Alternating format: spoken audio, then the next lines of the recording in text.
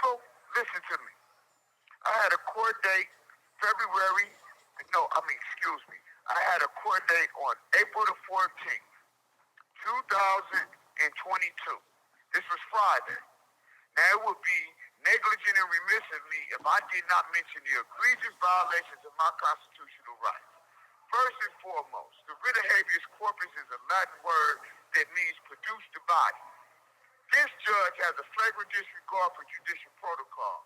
They got me on a landline listening to my court hearing when I have a constitutional right to be present.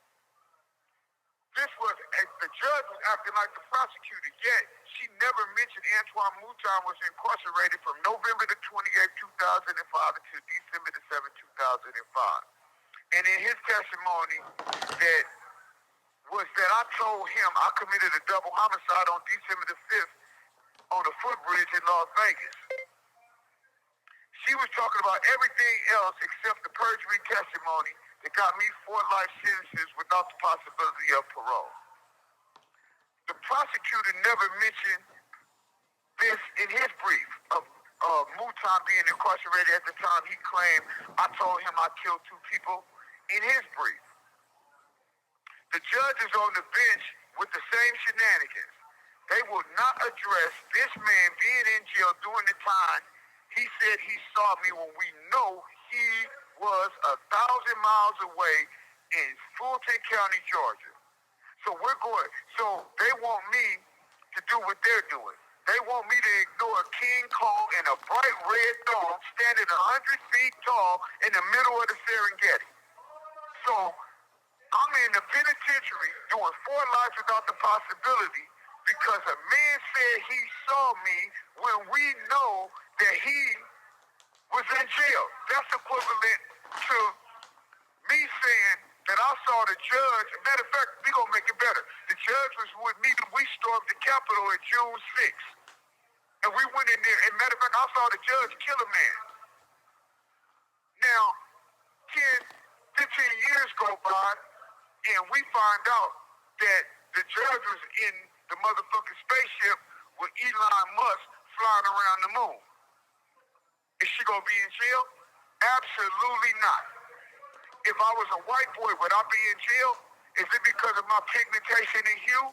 What's going on with this? No matter what they say, now they put it off for 30 days, and they telling me to come back in. We have to bring what was public and what was private because we're bringing newly discovered evidence because I never knew that the dude was in jail. I got blessed that I got a homeboy that went to school, got a college degree. Not only did he go to school and get a college degree, he one of the elite attorneys that we have in California. So with that said, because of the love that he got for me, he working in the prosecution's office. And he worked for IBU. He's an independent investigator that investigate bad cops shooting, a bunch of things of that nature. So his name is Lateef Gray. But at the same time, he sent me this Brady. The Brady is the newly discovered evidence or withholding evidence. And what I'm bringing to them is actual innocence, factual innocence. There is nothing that they can say to dispute these facts. Nothing. So they want me to tell them what's public and what's not public, what's private, and how did I discover this evidence? Why do I got to do that? The man was in jail. Let us stick to the fact that the man said he saw me December the 5th. This was his testimony. And as a matter of fact, for those that don't know, the prosecutor is the one that threw the December the 5th, 2005 date out to him. He ate it up and ran with it. They get a conviction on perjury testimony. So you got a man sitting in the penitentiary. They will not address the motherfucking King Kong in the middle of the Serengeti in a bright red thong, standing 100 feet tall. You don't want to mention the man is in jail. The judge won't say it.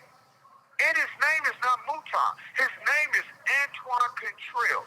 This is what he said. This is what he testified to. It's on the transcript. How am I still in the penitentiary? How am I